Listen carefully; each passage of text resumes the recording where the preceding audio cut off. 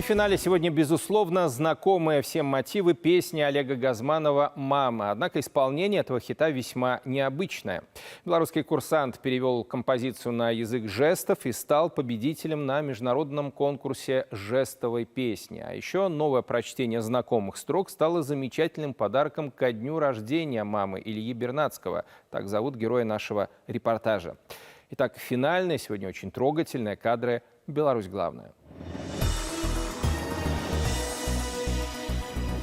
В полночной тишине ты пела песни мне, и улыбался я тебе во сне.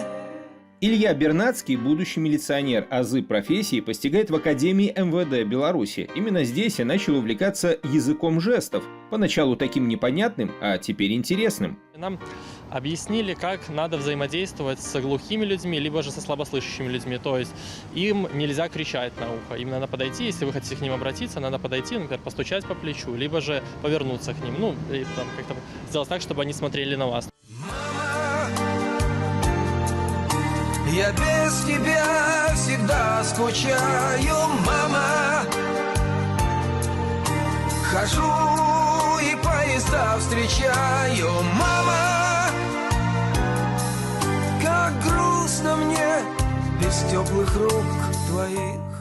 Трогательную песню Олега Газманова Илья помнит с детства. Именно ее решил представить на международном конкурсе. Но главное, это был необычный подарок ко дню рождения мамы. Сюрприз удался на все 100. Подготовка сама шла около, наверное, 2–2,5 месяцев.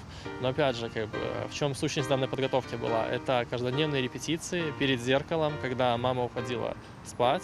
Вот, я остановился перед зеркалом и отрабатывал эту песню там час-два. Тени больших берез, наивных детских слез, когда ругала в шутку и всерьез.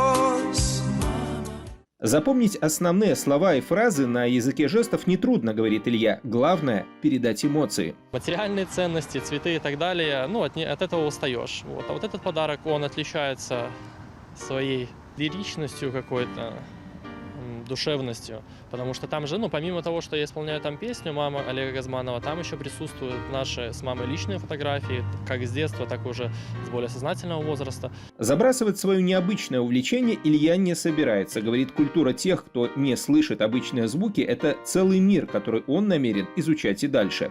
Быть может, так родится еще одна идея креативного подарка для близких или родных. Мама!